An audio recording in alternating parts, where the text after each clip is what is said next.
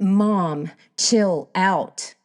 When my then 14-year-old daughter hissed those words at me one morning, not only did I not chill, I responded by slamming my books on the table and fiercely telling her, "Don't ever tell me to chill out," because clearly I was the epitome of super chill at that moment. I actually wasn't always so harshly reactive. I honestly think the fleshly nature in this area of my life was just lying dormant, waiting for that perfect opportunity to hatch these unrecognizable monsters of rage and anger and attitudes and temper tantrums in myself. And it chose parenthood as the mark to begin its infiltration into my daily life. So, whether you're a parent, a friend, a spouse, a family member, a coworker, or all of the above, I'm convinced that you're going to find some hope and practical strategies for calming and maybe even avoiding the storm of anger you may sometimes experience. My guest, Elizabeth Andreevsky, has some wonderful insights to share with us today in episode number 27. So, listen in.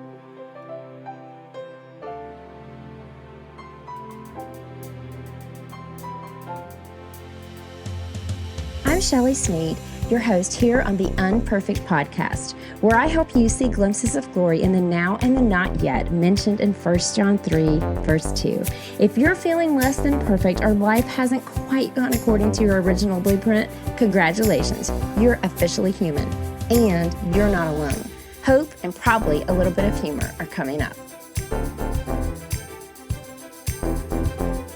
So today I have the privilege of talking with Elizabeth, who is a stress coach for Christian moms. She's the host of Emotionally Healthy Legacy podcast and a mom of 4. And she's super passionate about mental health and emotional wellness in motherhood. She supports stressed Christian moms in overcoming anger and embracing emotional stability, empowering them to leave an emotionally healthy legacy for their kids' lives. I love that. So Elizabeth, welcome to the Unperfect Podcast. I'm so excited to be here. Thank you. So before we dive into this topic about anger and motherhood, which we all need in our lives, before we dive into that, is there anything else you want to tell us maybe about yourself or your family or your ministry? Yeah, so my husband and I have been married for almost 15 years. We live in Florida right now, North Florida. We moved here a year and a half ago from Minnesota. So I'm from the up north. I know what it's like right now. As we are recording, it's January here. It's like cold up there. I'm like, right now it's 75 here. So it's nice. We have 4 kiddos. I have 3 boys that are 12, 9, 6, and then a 2-year-old girl who is a little fireball that has so much energy and she just goes with the flow with her brothers. And it's fun. We have a little dog named Fluffy who is a little Pomeranian. So our house is full of a lot of energy, especially when my kids come from school. I bet. And the dog probably is through the roof excited to have them all home when they walk in the door. Yes, for sure. And I can relate to having the fireball daughter at the end of all the boys. It's really special, and it's not what you thought it was going to be because she wants to be where all the boys are and do what they're doing. At least that's how it was for us. Oh, yeah. So let's jump into this hot topic, as they say, because I honestly don't feel like I struggled with anger until I got married and had kids. It was like that was the recipe for it all boiling over. So what can you tell us? What contributes to moms feeling so easily angered? Yeah. And I like what you said, that I didn't have anger issues until I had kids. And I felt the same. I totally felt the same. I thought I was a pretty patient person.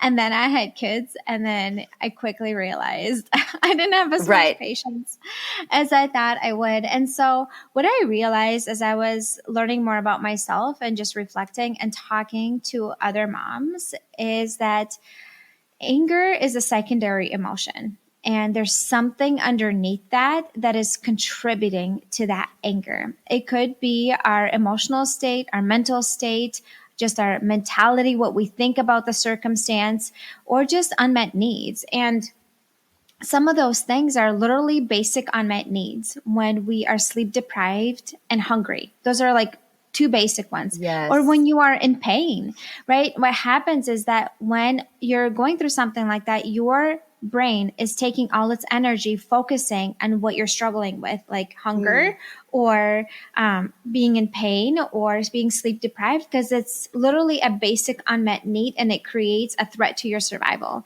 And so it's taking its energy to focus on that. And so it's not directing its energy to emotionally regulate in the moment, to remain calm and grounded. So it just feels 1,000 times harder. Is it still possible? Yes. But it literally feels 1,000 times harder when you are running on empty and you have some basic unmet needs. Another one is overstimulation.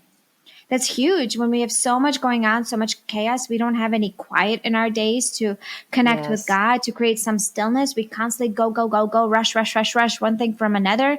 And especially if you are like maybe a highly sensitive person or an introvert, that will easily drain you. And then that will contribute you to feeling really reactive and easily triggered with your kids.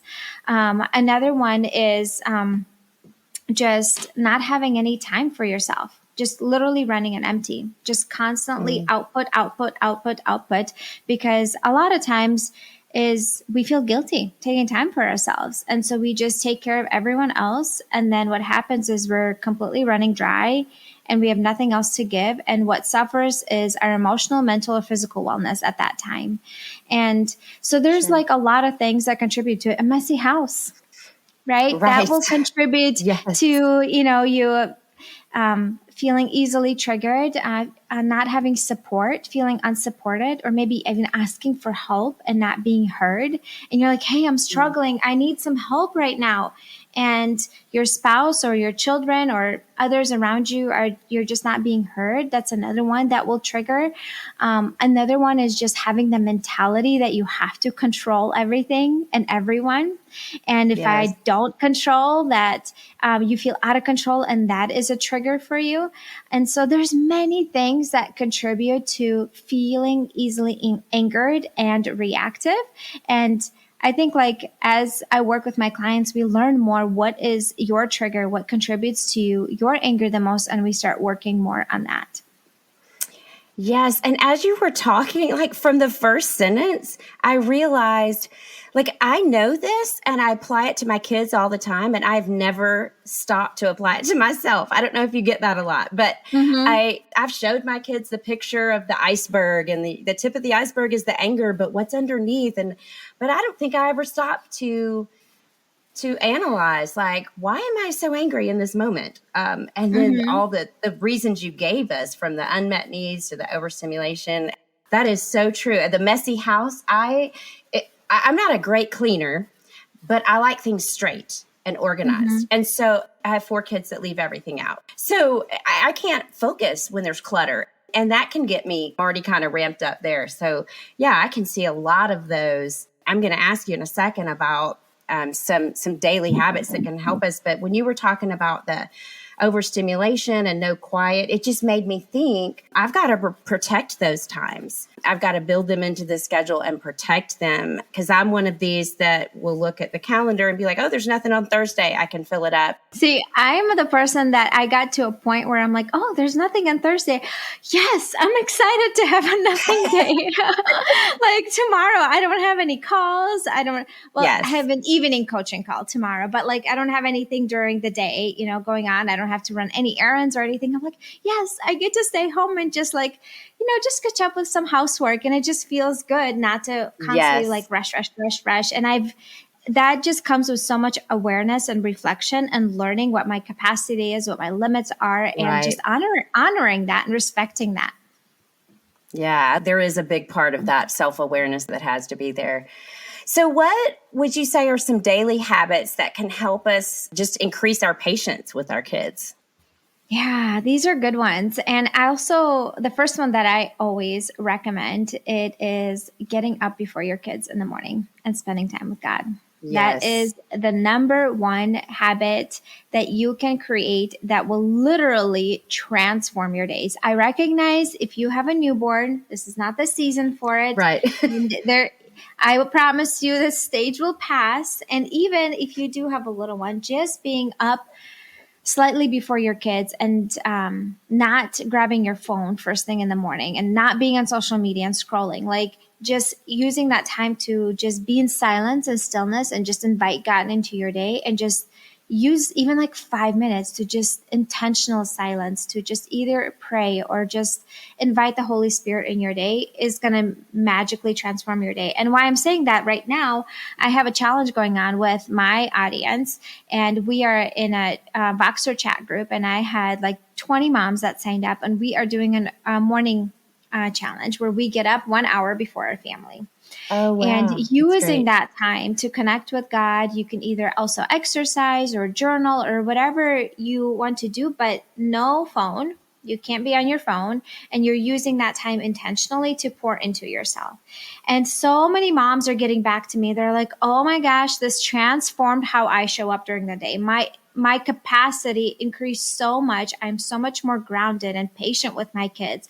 I'm not as reactive." And I'm like, "Yes, I told you." Like, this Yeah. is out of all the habits I think that I have implemented, this is the one that truly, truly changed the way I showed up. And even like being in stillness and reading the Bible and just praying and journaling to God, like all of that is so calming to your nervous system, and it lowers your stress levels massively. So when you enter your day, you have so much more capacity to handle how the day goes. Sure. The phone thing is a big thing. I've been off social media for about 6 months now. It was for that reason that I just don't have the discipline to not pick it up and get distracted. And even when I'm having my quiet time, like I have to put it in another room, because if I'm going to sit there with God, I'll even get a spiritual idea. Like, I'm going to look up what somebody says that passage means. And the next thing I know, I've been on the phone for an hour. So yeah, that is, and I love that how you said it increases your capacity to show up the way you want to show up with your kids. Yeah, and speaking of social media, that would be number 2, is having phone boundaries and deleting social media off your phone. Well, first of all, you're going to recognize how often you go on social media and how often you pick Exactly. up your phone to escape reality. That's going to be your first like awakening. Second of all, you're like, "Oh my goodness, I have so much more time. I have Right. so much more time to get things done." And then number 3 is you are going to notice that you will increase window of tolerance. So another thing that you can go along with phone use is turning off notifications on your phone, so you don't have any of those constant dings that are pulling you away. Let's say you maybe even text messages, besides let's say your spouse or something. I have my text message silenced. I have no notifications that go. I have nothing on my home screen when I click on my, home button. And so on my iPhone. And so the only time I see it is when I actually open the app and I see a little red, marked by, let's say, my Right. messaging app or whatever. And so it doesn't distract me from my day, doesn't pull me in all these different directions. Because part of the reason moms feel so overwhelmed is they're being pulled in all these different directions at the same time. And that creates stress on your brain. And this is something that is completely in your control, is you turning off notifications on your phone, deleting social media, or setting hard boundaries around it Sure. with like downtime and app limits. Especially, I know you can do that with the iPhone, but even with Yeah. that, like I personally would just bypass them. So for me, I literally just had to delete the app. I'm like, it's not on my phone. I can't even go on it. And so then you're so much more available to be present. And when you're present and not constantly hearing the ding on your phone or being pulled in different directions, like how often would you like scroll on social media and your kids come up to you and you're like, "Hey mom, I need you to help me with something." You're like, Yeah. "Get away from me, hold on, I'm just like want to finish this Right. video." And so it's unintentional, but that reduces our capacity levels and window of tolerance, and that contributes to us feeling easily agitated. Absolutely. And there's nothing more convicting than having your kid say, "Mom, will you put your phone down?" And then you're like, "Oh my goodness, I can't believe I just got sucked into that again." Yes, So, yes. And then I'll do one more thing, like another habit that you can create that will be helpful for you. I would say is taking care of yourself physically, like literally eating meals and hydrating. yes. Just basic needs. We know that when our toddler is hungry and tired, they're melting down, they're crying. Right. But we Right. don't think that about ourselves when our blood sugar is low and wonky. And just literally eating breakfast and taking care of yourself and taking care of your literally basic needs that God created you with, you're not like you have so much more tolerance, right? When you're driving on the road and you're hungry after work and somebody cuts you off, Yeah. maybe some of the reactions aren't so nice, but when you had a good meal, when you're in a good mood, right? When you maybe listen to some fun music, somebody cuts you off, you're like, they must be Yeah. having a hard day out. And so you just, Right. don't take it as close to heart. So I would recommend those like 3 things probably will really massively change your window of tolerance as a mom. Yeah, I love that. And again, it's things that I think of with my kids, but I don't take that. We're such givers and nurturers. We don't take the time to go, I have the same basic needs they have. I've got to become aware of those things. So, okay, sometimes we know we're losing it, right? We know we've got this anger. We don't want to unleash it on our kids, but our brain is maybe in the fight mode. We flipped our lid, so to speak. So, what mindset shifts can moms make to feel calmer, I guess, in that moment? Yeah, it's really hard, Yeah, right? It is absolutely. so hard. It is so hard. And so one of the things that I I learned this phrase from a coach that I worked with this summer, and I like this phrase. This isn't to upset me. When things are not going your way, when your kids aren't listening, Mm, when things are just not working out the way you want to or envision them in your mind to be, and things are like your house is a little bit messy. Like yesterday, my kids came from school, things got a little bit crazy. They were playing a game in the living room, everything was all over the place. And my mind wants to tell me everything is against me. This is all there to right. annoy me and frustrate me. And so having a perspective shift and literally just even saying it to yourself out loud in the heat of the moment, like, this isn't to upset me. This isn't to upset me. Like, this is innocent. Like, none of this is on purpose to upset me. And so having that perspective, and then when it comes to, let's say you're feeling angry with your children or your spouse because they're not doing something that you want them to do, or they're doing something you don't want them to do, Right. which happens all the time, right? When Mhm. our human nature likes to control others, and that sinful nature. One of the things that is helpful is to be curious and instead of getting angry. And what I mean by that is that curiosity and anger don't coexist. And so asking yourself, I wonder what's going on with them, why they're making this choice right now. Like, what are they going through right now in this moment that this is what they're doing? Because what I can tell you that is that when I'm in a good place emotionally and mentally, and like I physically feel good, I show up really good for my family. When I have some Right. unmet needs, when I feel unseen, unheard, or whatever it is, it comes out in some attitude or unpleasant tone or disrespect, maybe towards my spouse. And there's always something underneath that. So if your kids are not listening or your child is giving you attitude, find out why. Like, get Sure. curious. Or your husband, I wonder what's going on that they are acting this way. Like, I had something similar with my oldest son. We went to the store. He wanted to buy something. I said, not today. I know you want to use your money, but I want you to think about it for 3 days to make sure this is a wise use of your money. Right. Well, he wanted to get it then. We came home and he was just being a little bit unkind to his brothers and just giving them attitude and saying some things that are unhelpful. Right. And I said, "Hey, what's going on? Like, why are you saying these things? Are you still upset about this thing we didn't get at the store?" He's like, "Yeah, you didn't let me get it." And so Mm, the thing is, he's upset about completely something else, but he's taking it out on his siblings. Or they have something that happened at school. Somebody said something mean to them, and they're taking it out on their sibling. Or your husband is really stressed out about work, and something that happened at work, he came home and he just like barked something at you and the kids. So instead of or like he's just unhelpful because he's feeling mentally paralyzed because of all the stress or whatever is going on, and he's just isolating. Just be curious instead of reacting in anger. When you're curious, your anger will diminish in that moment. I know I heard this from someone once, especially about my spouse. I've got to remember he's for me. He loves me. I want to jump straight to, you're doing this to annoy me, instead of, like what you're saying, be curious, what's going on underneath there? Because I know deep down he's for me. I know my kids love me, but I love what you're saying. This isn't to upset me or everything isn't against me. That is like in those moments. So can you talk for a minute about how to avoid burnout, which is such a big thing for us mamas, and how to ask for help without feeling guilty?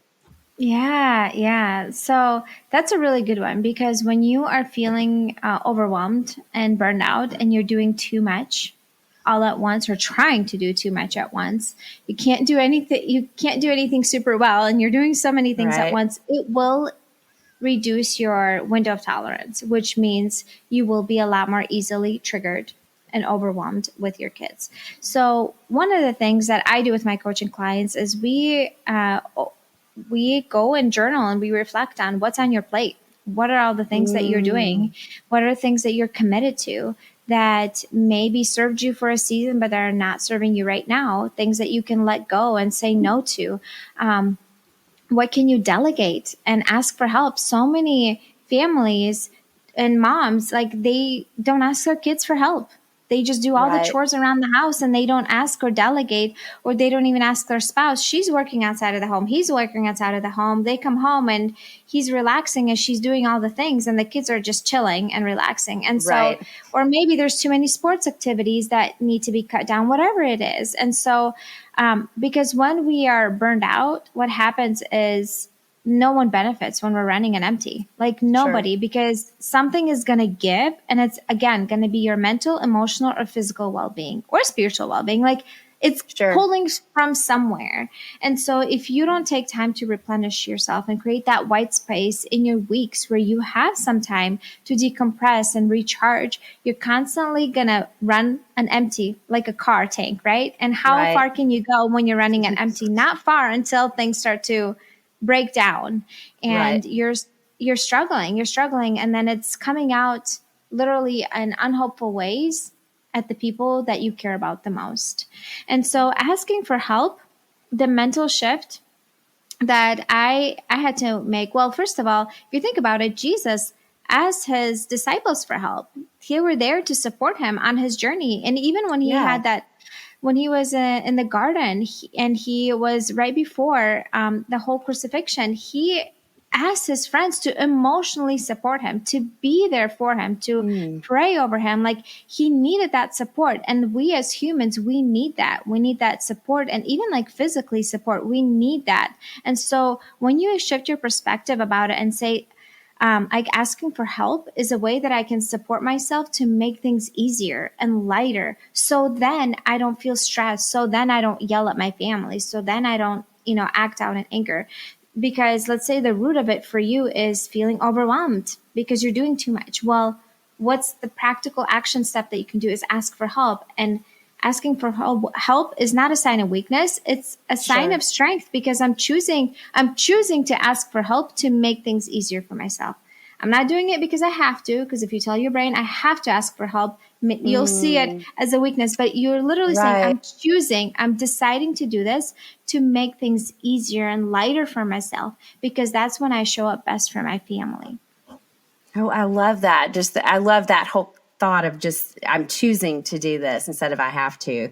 And I was thinking, as you were talking about the car running on empty, because I'm notorious for like, my car gives me this little thing when I'm running that it says you can go 30 more miles, whatever. Well, I also happen to know that when it says you can go 0 more miles, I know how many more miles I can still go, but I'm nervous, right? Like I don't enjoy the ride because I'm nervous about, I hope I don't. And I was just thinking that's so true in life. When you talk about that window of tolerance, like I want to enjoy the journey. I don't want to be just afraid when am I just going to completely run out and fall apart and they're going to have to pick me up off the sidewalk because I'm completely done.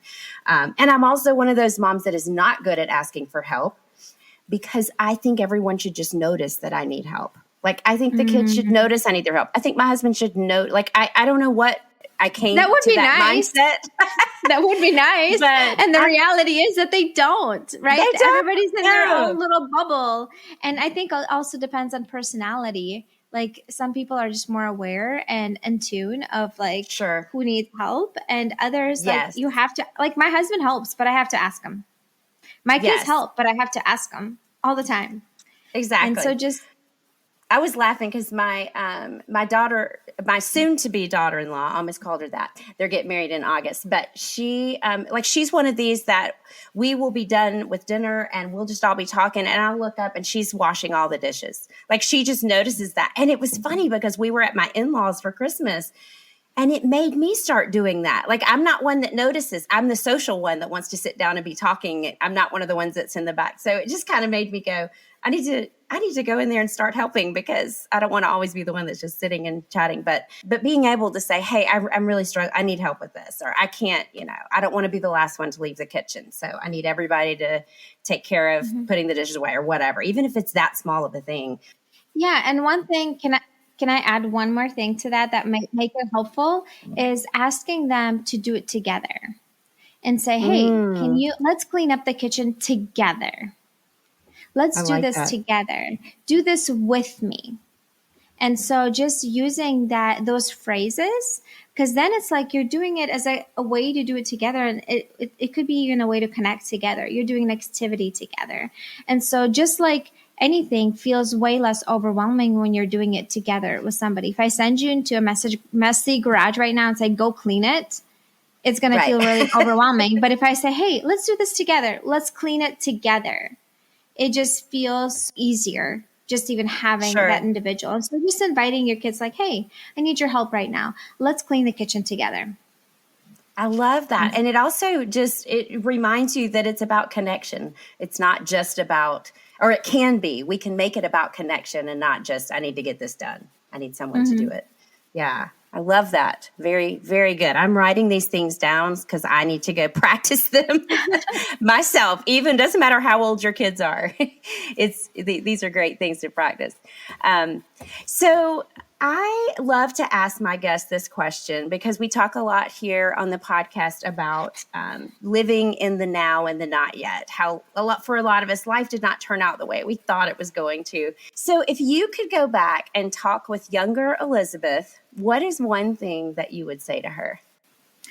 I think I would tell her that working on herself as a mom, as an individual, like as a person, is not a waste of time. It benefits the rest of the family. And so oftentimes we feel like taking time for myself, either spending time with God or even just like reflecting or journaling or going on a retreat or all these things that contribute to self-reflection and personal development and growth and spiritual growth. We feel like it might be just a waste of time and not as important. And what I've learned is that when I work on myself, when I pour into myself, it like bleeds into the rest of the family in a positive way. Sure. And when I'm feeling good, it affects the rest of the family. If I'm struggling, it also affects the rest of the family. So like supporting myself and getting myself in a better place and doing what I need to do to support myself so then I can pour into my family. And so that's what I would tell her, that running on empty benefits nobody and nobody suffers when I take care of myself. Right. It's not selfish, basically what you're saying, because everyone is going to reap the benefits from this. I love that. Love that. Okay, so I have loved our conversation. I also want to just tell our listeners, go listen to her podcast because everything she touched on today, she talks about a lot in detail. And I've enjoyed the episodes that I've listened to, and I know you will too. So Elizabeth, tell us where my listeners can find you. And if you want to mention your podcast or any other resources that you have, I will list links in the show notes. But go ahead and tell us what our listeners can take advantage of there.